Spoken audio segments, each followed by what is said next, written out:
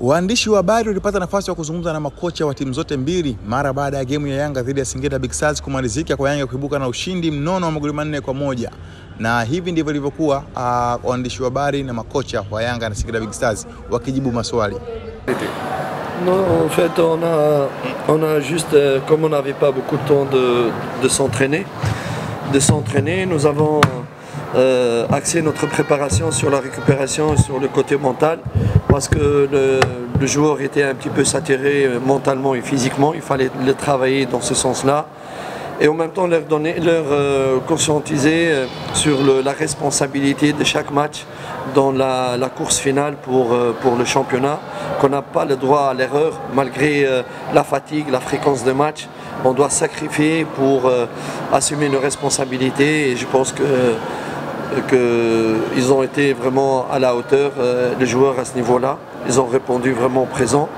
Je suis très content dans la gestion de joueurs comme... Le dernier match, on n'a pas fait une bonne prestation, on a mis beaucoup de joueurs sur le côté justement parce qu'on pensait aussi à ce match ici. Et la gestion de tout le groupe et tous les matchs, ça me donne satisfaction pour le moment.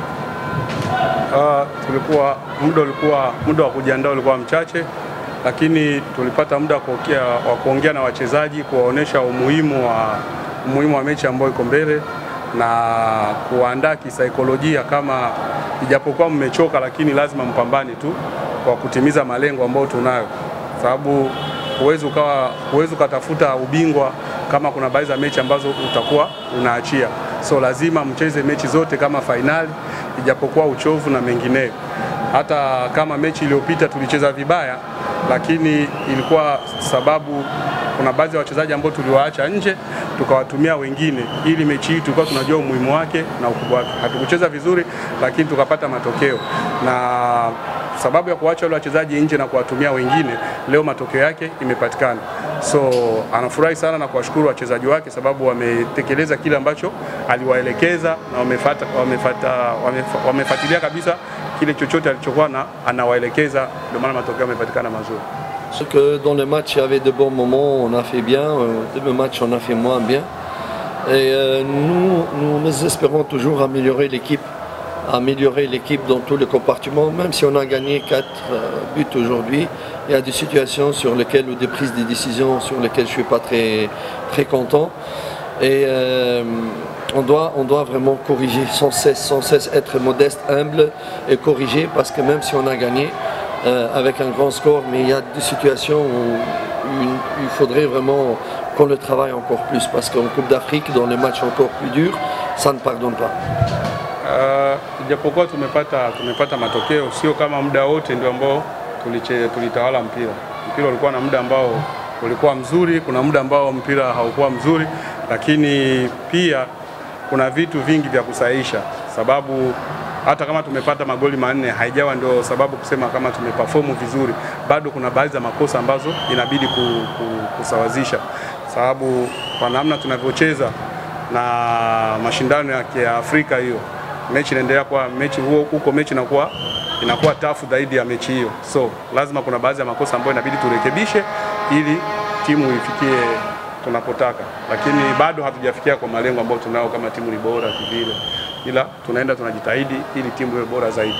Je pense que c'est un peu la fatigue, juste un peu la fatigue, c'est pas vraiment très sérieux. On verra après, mais pour Fiston c'était pas très sérieux, c'est un peu la fatigue. Et pour Bangala, il l'avait parce qu'il avait aussi un carton, plus la fatigue, donc on verra donc, mais ce n'est pas vraiment de blessure grave, je pense. So sio kama ni serious, sababu kwa Mayele ilionekana ni uchovu, alikuwa amechoka na ndio kilichomsababishia kutoka.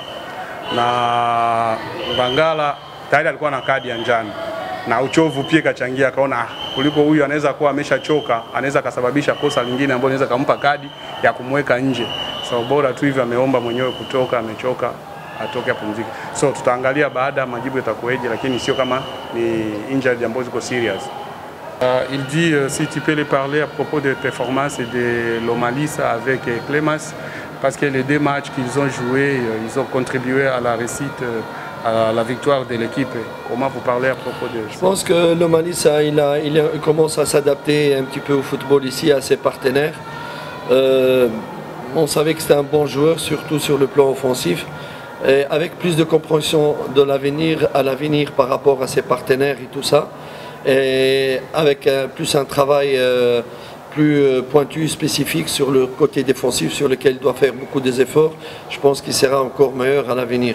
Pour Clément, je savais que c'est un